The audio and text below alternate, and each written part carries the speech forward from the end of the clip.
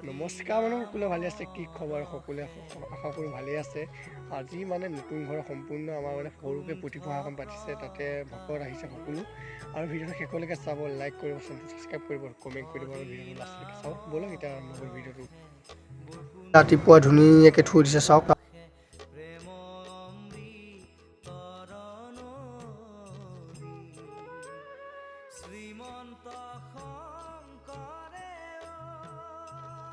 সকলো আহিলে আইমতি সকলো আহিলে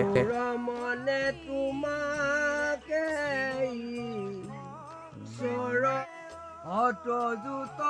দেখি তাতো